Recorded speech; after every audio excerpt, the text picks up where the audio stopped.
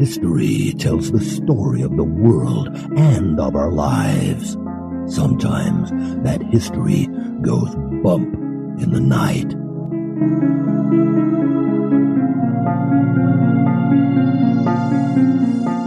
Broadcasting from the center of Oddity and the supernatural in Central Florida, it's the History Goes Bump podcast.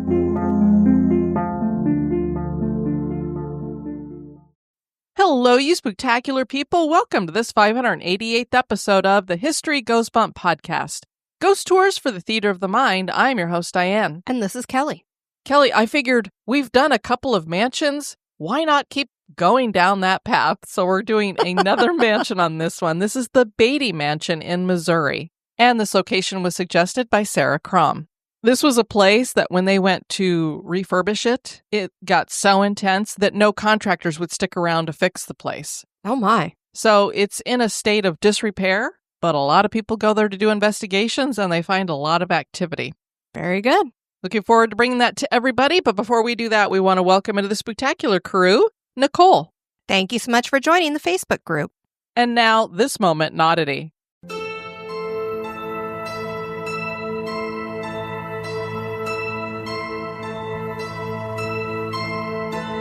At History Goes Bump, we love nothing more than to be outside gardening.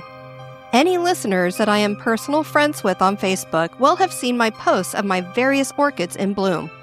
Recently, I saw an article discussing two very unique-looking orchids, the white egret orchid and the naked man orchid. The white egret orchid is found in China, Japan, Korea, and Russia. Its delicate petals really do resemble a white egret in mid-flight. The blooms are said to represent purity and freedom, with their ethereal fringed petals that sway in the wind. The plant grows naturally in grassy wetlands, upland bogs, and seepage slopes. This exquisitely beautiful plant can be purchased online through many orchid growers. And of course, my other mention was the naked man orchid. Yes, that is indeed one of its common names. This species of orchid is also known as the Italian orchid and is native to the Mediterranean basin. The flowers themselves grow atop a thick stem and are densely gathered, similar in appearance to a lily of the Nile flowering stalk. In Italy, these orchids are believed to promote virility. The individual flowers do actually look like naked people. They are generally colored from variations of pink and purple, with pure white specimens being quite rare. The reason why the common name for this orchid is naked man and not naked woman is due to a certain way that the flower's petals are arranged. There's not a phallus, is there, Kelly? Yes, there is. And these are actual, real orchids. They're not some AI-generated thing. These orchids are also available online, and we encourage our listeners to look them both up, if nothing more than for a chuckle. Nature can produce some stunning varieties of flowers, but orchids that closely resemble feathered white egrets and another looking like a crowd of naked men certainly are odd.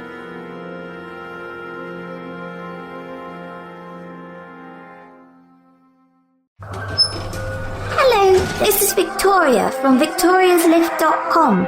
When I'm not taking those who must choose their destiny for a ride on the lift, I'm listening to History Goes Bump podcast. History isn't boring, it's terrifying. The past remains with us, and so do its spirits. Can you hear them calling? They want you to know their stories. Listen now to their voices and the truth from the past.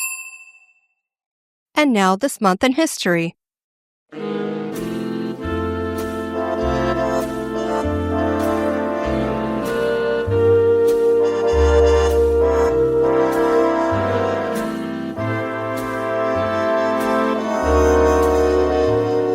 In the month of May, on the 11th, in 1969, the Battle of Hamburger Hill began during the Vietnam War.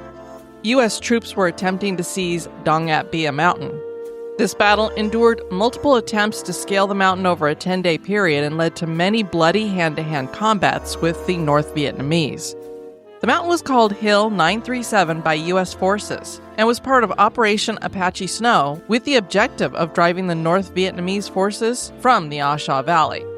The battle was especially brutal with major losses on both sides. The U.S. suffered 72 killed and over 372 wounded, while the North Vietnamese were said to have had an estimated 630 soldiers killed. The U.S. captured Hill 937, but later abandoned it on June 5th. The North Vietnamese reoccupied Hamburger Hill a month later. This battle and abandonment of the target brought about questions regarding the purpose and costs of the battle. The outrage over what appeared to be a senseless loss of American lives was aggravated by photographs published in Life magazine of U.S. soldiers killed during the battle. It fueled anti-war sentiments regarding criticism of the high casualty rate and perceived lack of strategic clarity during the Vietnam War. Despite the criticism, many soldiers and military leaders disagreed. An Army General, Melvin Zais, stated, "These people are acting like this was a catastrophe for the U.S. troops. This was a tremendous, gallant victory."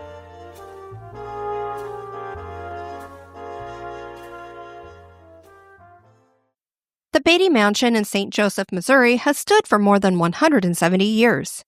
This began as a home for the Beatties, and later became a home for unwed women and orphans, and then an assisted living facility that occasionally served the addicted and people with mental health issues. The current owner wanted to open a boutique hotel, but he had trouble keeping help. Something was scaring them all off. Once he started having his own unexplained experiences, he knew he needed to open up the house to investigators. There has been no shortage of activity for these investigators. Join us for the history and hauntings of the Beattie Mansion.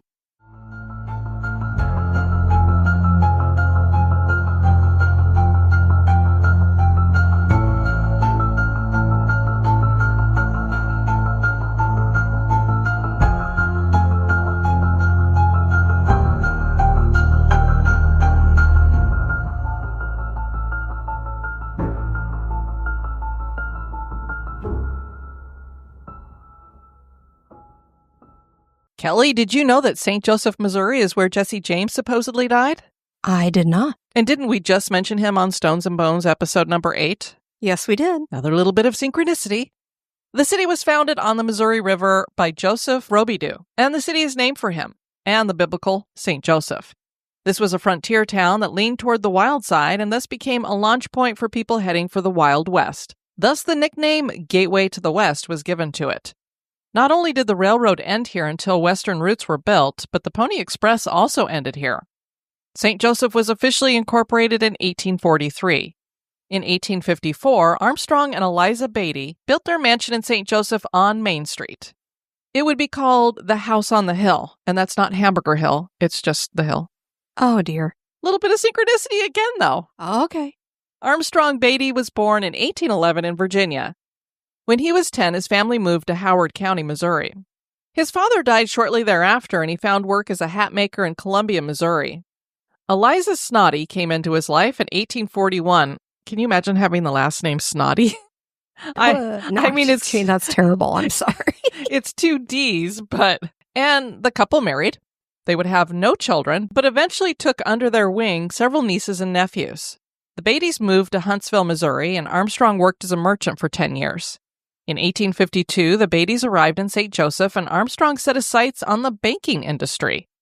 The only banking offered in the town was out of the back of John Corby's general store.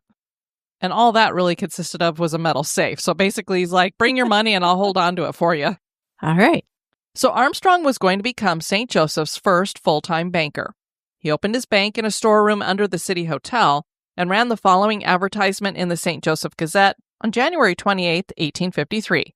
A. Beattie, banker and dealer in exchange, St. Joseph, Missouri, buys and sells exchanges on all the eastern, western, and southern cities, and sells on San Francisco, California in sums to suit.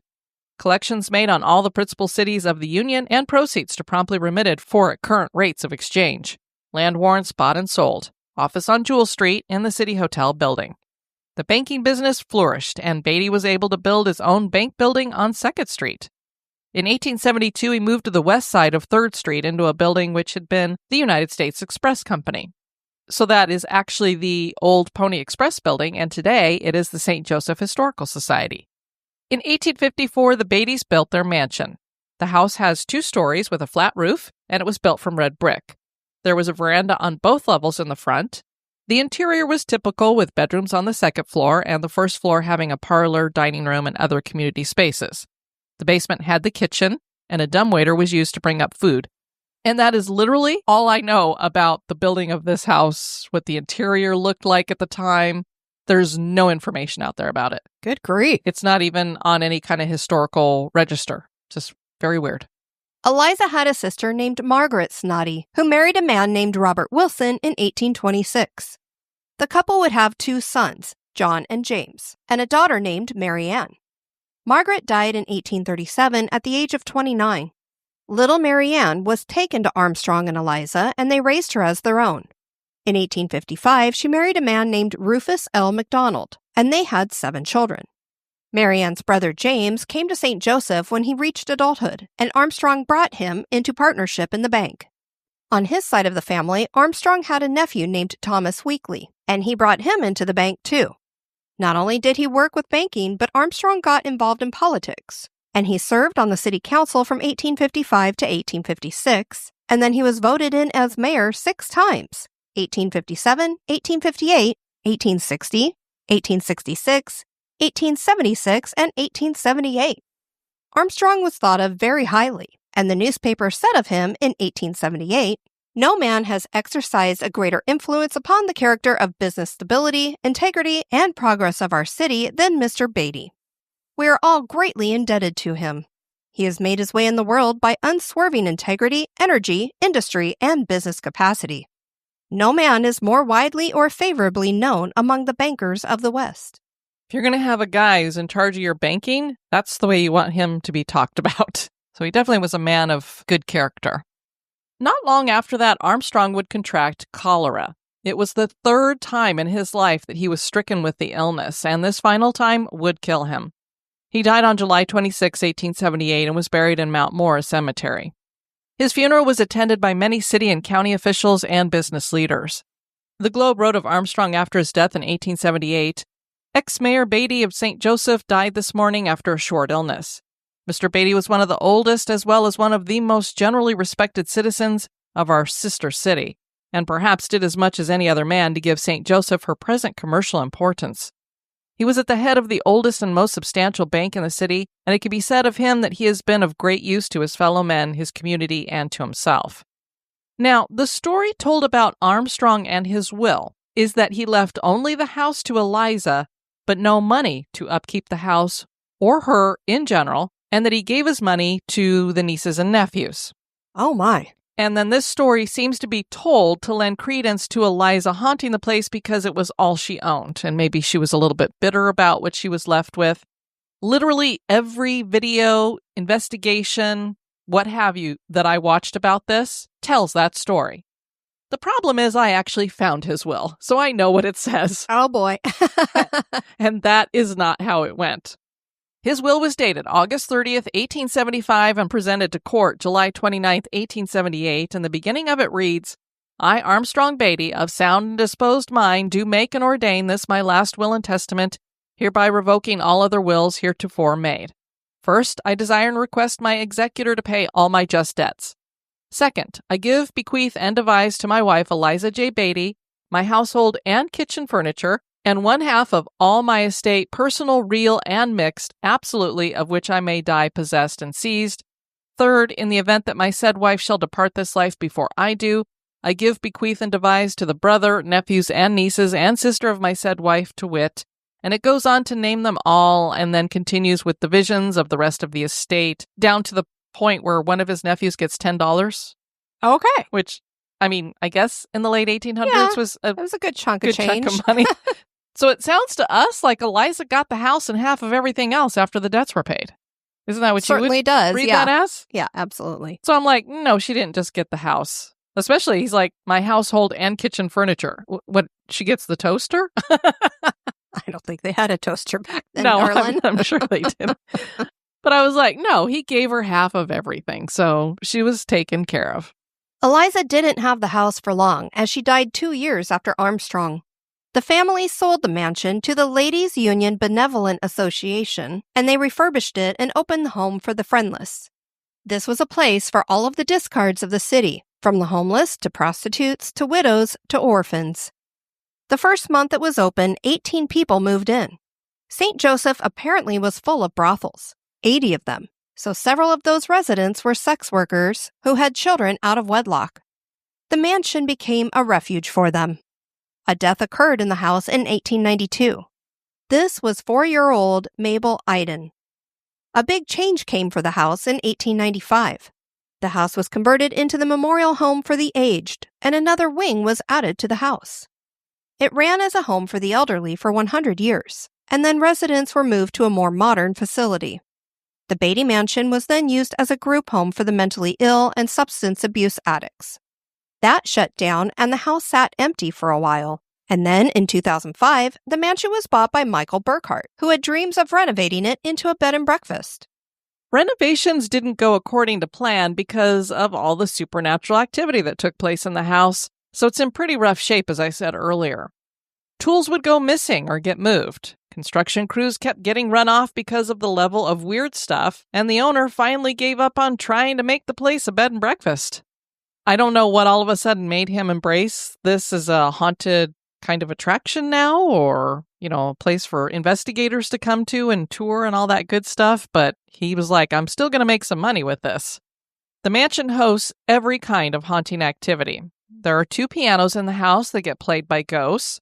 Child ghosts like to run up and down the stairs and even swing on the chandeliers, and this has been caught on SLS cameras. It's really weird. You can see what appears to be 2 child-sized figures hanging off of the chandelier. Oh my word. It's very, very strange. There are disembodied footsteps, dragging sounds, and slamming doors. There are creepers here, and that is what they call them. These are entities that move along the ceilings and up and down the corners of rooms. Don't want to really see any of those. They tend to move very weird. Shadow figures and full-bodied apparitions are seen. Most importantly, Kelly, this place has a haunted potty chair. Wait, potty chair like a child-sized potty chair? No. Oh. This is a wooden chair that has a square cut out of it and was apparently used, I'm thinking, as a portable toilet. Ah, okay. So it's kind of like our modern-day portable toilets that are made out of plastic and metal and stuff. But it's just weird to see what looks like a regular, normal wooden chair, and then you go over to it and you're like, it's missing its seat. But it's not like the whole seat. It's just like a square of its cut out. We had that in our garden, if you recall. You're right, we did. I bought an old chair from Goodwill, spray painted it, I cut out the middle, and I put a potted plant in the center. We had a potty chair, Kelly. We did. And it even had a pot in the center of it. We could have sat on it and fertilized it. Woohoo! Oh, Lord. Yeah, so anyway, this potty chair is apparently haunted. It has all kinds of activity around it. I've watched several groups hang around it. I don't know that I want to know the activity. What kind of activity are you talking about? Hopefully it's not a nose picture. We don't want that around a potty chair. And now a little break for a word about one of our sponsors.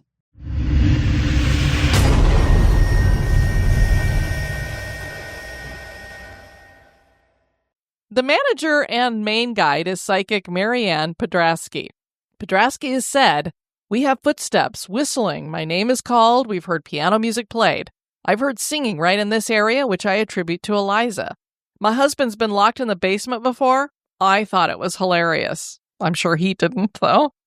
It is believed that at least 100 people have passed in the mansion over the years. The main spirits thought to be here include Armstrong and Eliza Beattie. Eliza seems to hang out mostly on the second floor and is a constant presence. A child spirit named Mabel Iden also hangs out in a bedroom on the second floor. The kitchen hosts quite a bit of strange stuff. The most haunted area is, of course, the basement. There is an unhappy spirit in the basement who people call either Charles or Walt. Or are there 2 of them? Maybe. I mean, we had at least 100 people die here. Because why would you be getting 2 different names? Could be his middle name, too. That's true. He likes to taunt visitors and has been heard laughing and walking the hallways. Some people think he is just a grumpy former caretaker who is seen looking dirty because he was usually taking care of the boiler. That might be why he's mad. If you're all dirty and sweaty and nasty for the rest of eternity, I'd be angry too. I mean, it'd be hot down there. Ugh. When it's too hot, it makes me cranky. And you know what, Kelly? All of the listeners know because they've heard the bloopers with you saying, "I'm having a hot flash. I can't talk." Well, you are extremely unusual that way because you're always cold and you just go, I'm having a hot flash. Oh, it's wonderful. I love it. Yeah, I think you're like very in the rarely complain. 1% of people, women that have hot flashes that are like, oh my God, I'm incinerating. Kelly, I'm in my own percentage. I think I'm the only woman who's like, I'm feeling a little bit warm right now, but, especially if it's 30 degrees out, I'm like, ooh, I hope I have a hot flash pretty soon. A sweat drips down your forehead. The paranormal group Afterlife Sessions investigated in 2018. The group were in the kitchen doing a spirit box session. They asked if the ghosts had good memories of the kitchen, and I did not was the answer. Apparently somebody did not like cooking. They asked if the butler was there, and almost done was the response. They got a whiff of perfume while doing the session. In the basement, they tried an experiment with a teddy bear on one end of the hallway, and then they had a meter that was just a little bit in front of it. And then they had an area that they sprinkled with baby powder, and then another device right above the baby powder, like in the front of that area, that could light up. They did get that device to light up. Almost looked like one of those click-on lights, like where you push on it and it lights up. A puck light. Mm-hmm. Yeah, so it kind of looked like that, only it was a little bit smaller. So I don't know if that's what it was or if it was kind of a ghost gadget. I'm not sure. I'm sure it was much more sensitive because those usually have to have quite a bit of force to turn them on. Yeah, but you don't hear it clicking. Like, I think everybody knows what that sounds like when you're clicking one of those lights. No ghosts seemed to run through the cycle or the series that they had set up here, because that's what they were trying to do, is get it, hit the light, walk through the baby powder, set off the meter, and then, get the teddy bear to, I don't know if they had anything. It was not a Boo Bear. I think it was just a regular teddy bear. So I think they were just hoping that the spirit would walk through all of that stuff, set it all off as it was trying to get to the teddy bear to play with it. And so it was interesting to see the one light go. I was really hoping for something to happen with that baby powder, because I'm like, if you catch that on video, that would be an amazing catch. It's one thing to set it out overnight and then come back and find a footprint, but to have it happen like right live when you're doing the video, that would have been wow.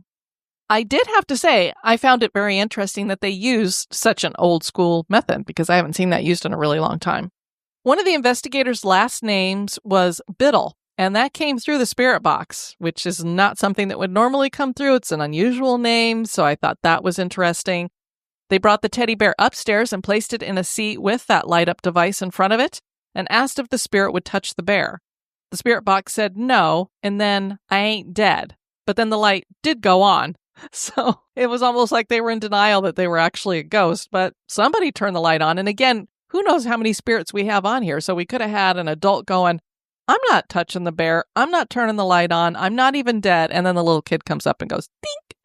Could be. I was going to say they were conflicted, but yeah, it was probably more than one spirit, I'm sure. Yeah. And as we know, in some of these places, you have one spirit that seems to be controlling the whole lot of them that are there. Marcia Davis and the Midwest Ghost Hunters investigated in 2019. They used the portal for a spirit box session. Earlier in the evening, Marcia had found a quarter on the basement floor, and she put it in her pocket. Wouldn't we all do that? You find a coin and you just put it in your pocket. You don't think about what you're doing. Don't think about the fact I'm in a haunted location. Maybe I shouldn't touch anything and put it in my pocket. Find a coin, pick it up, and all the day you'll have good luck? And with a quarter... Unless it belongs to a spirit. Yeah, then you're not going to have some good luck.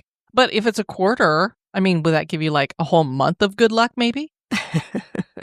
They got the word coin to come through the portal. And then when they asked the spirit if they needed money, I do came through.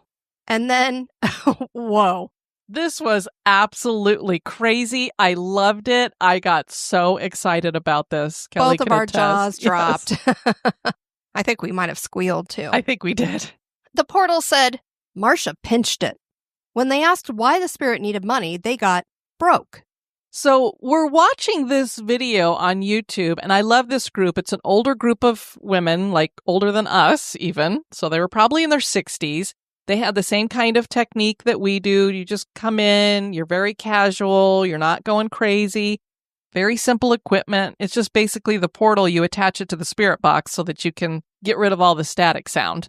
And to get that to come through, this was earlier in the evening. She had grabbed that quarter. And then the verbiage, that's what really got me. It got her name, something she did earlier in the evening, and then said, pinched it. So it's, you've taken something you shouldn't have taken, and it's using an old term. Like, Right. we don't say somebody pinched something anymore. No. So I just was like, wow. And they were so matter of fact about it. They were just like, oh, it just They said barely Marcia pinched it. reacted. Yeah, I They're was like, oh, you need money?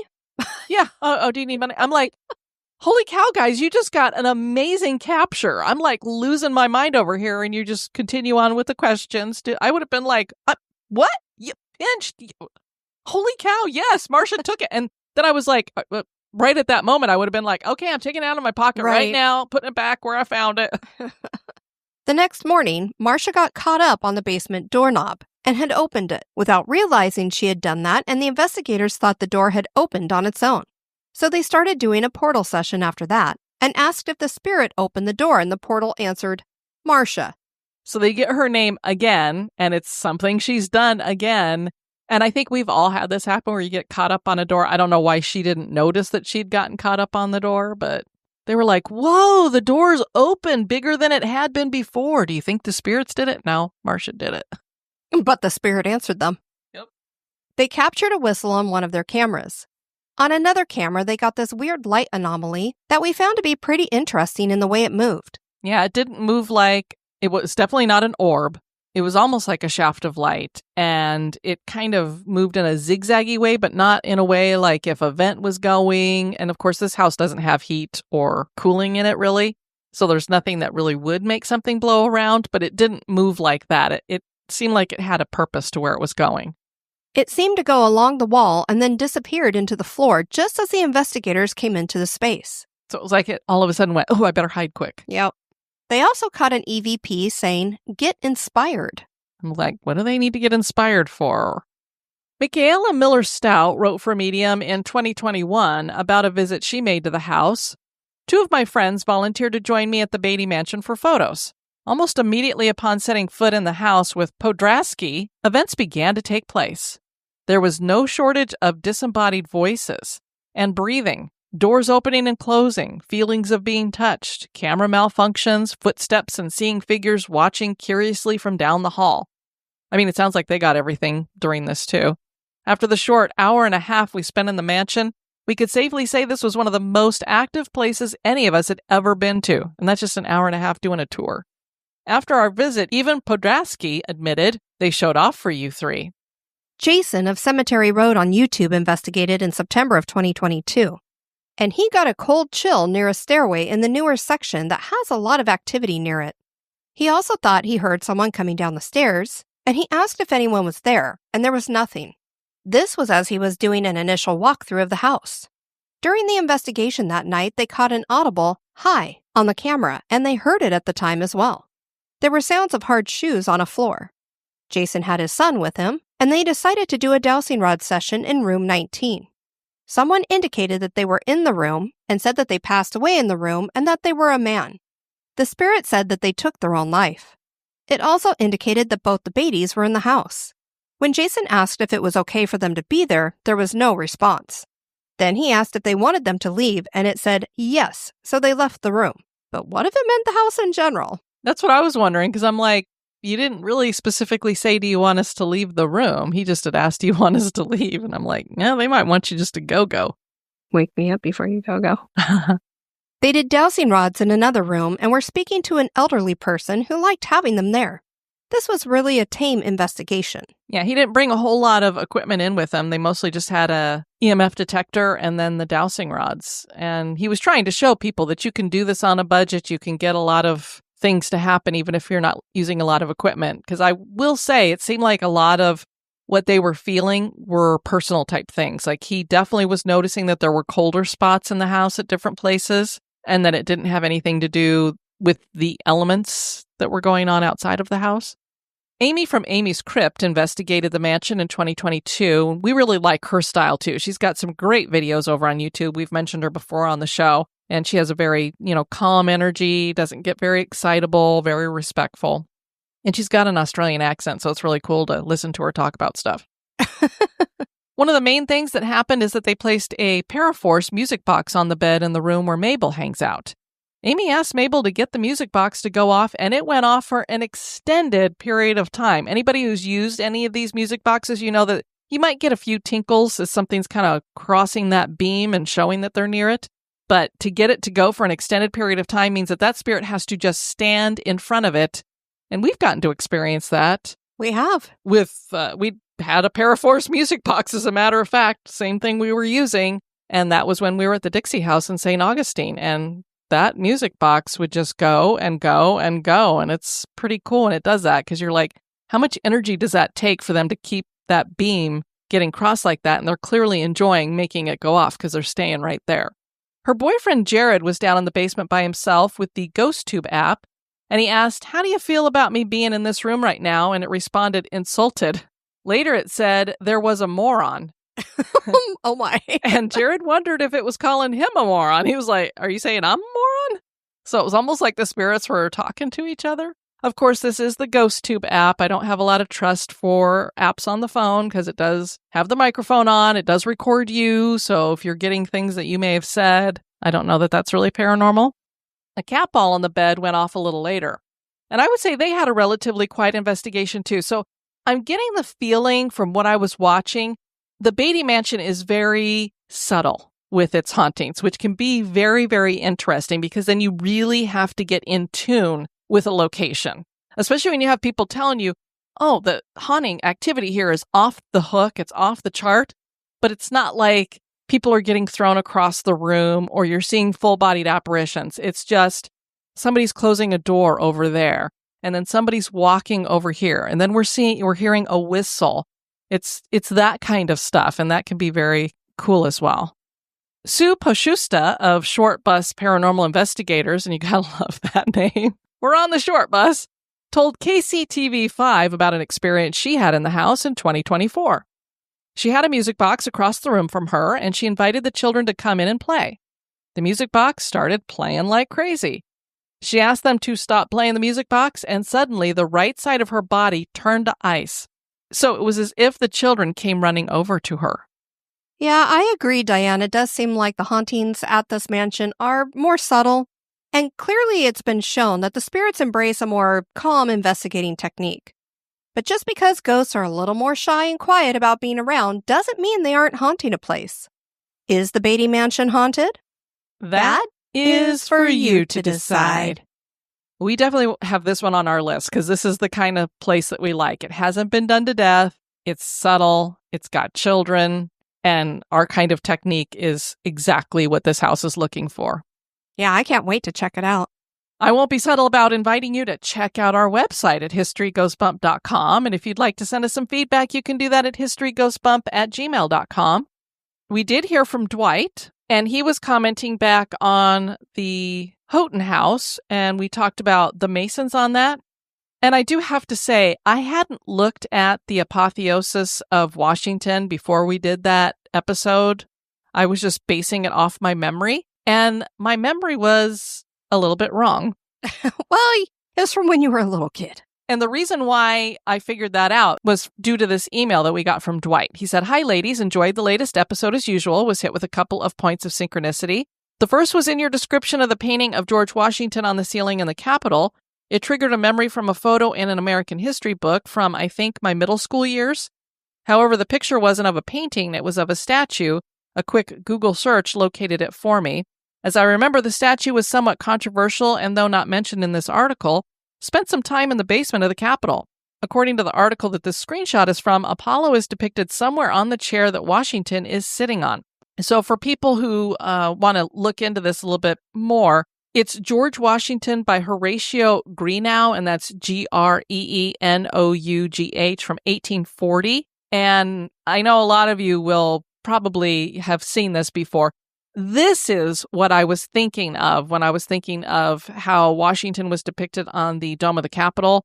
He's clearly not wearing anything. He has like a robe or something thrown over his lap and wrapped around him, and he's pointing his fingers up. That's what I thought was on the dome. He is actually wearing his uniform on the dome. You can just see him. He's covered from, I would say, mid-chest on down, Kelly.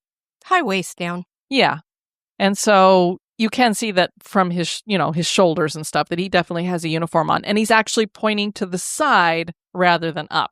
It doesn't make it any less weird because the whole purpose of it is to show that he's becoming a god, which is a bit unusual.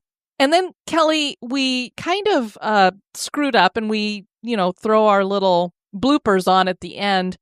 And we got to talking about corn. And the reason why we're talking about that is because I misspoke or you misspoke. I can't remember, but both were well-known Shakespearean. They shucks. They shuck a lot of corn on stage. It's a play about corn. They shuck the Can corn. you imagine people paying a bunch of money to watch a couple men shuck corn on a stage? I mean, corn is delicious. So well, maybe. And then maybe they make it into popcorn and everybody just has a great time. So anyway, the other thing that he shared was the second bit of synchronicity comes from the ending bloopers. Keep your eyes peeled for a touring production of a Broadway play. However, don't expect Shakespeare. And so I looked at what he attached there. And Kelly, the name of this play, and it's a Tony Award-winning musical comedy. What is that called? Shucked. Shucked. With an ear of corn being... An ear of corn, right? Leaves pulled back. So I'm not sure what it's about. It's at the Broadway at the Tennessee Theater. So clearly it was a Broadway play called Shucked. And we were just goofing around. Too funny. Yeah, so I don't know if any of you have seen it. If you have, let us know. And then we heard from Alexa. She was very excited to see that we had done an episode on haunted Akron. She went to college in Akron and lived about 30 minutes away in a little village called... I don't know how to say that. Navarre? N-A-V-A-R-R-E. I would say Navarre.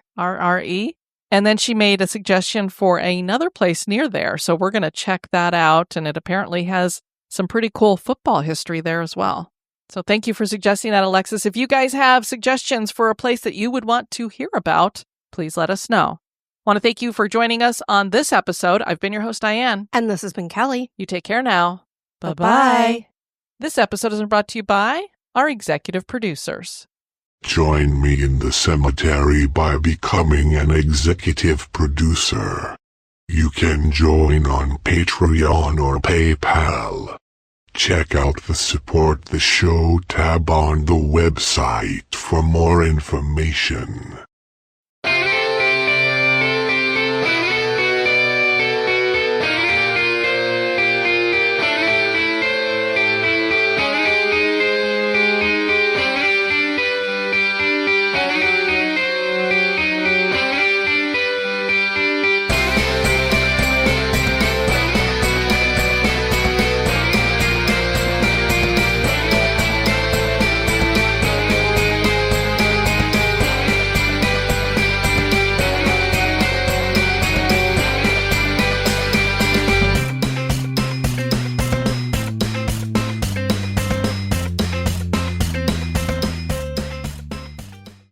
It fueled anti-war sediments. It's sediments, not sentiments. Sedimentaries? Rocks?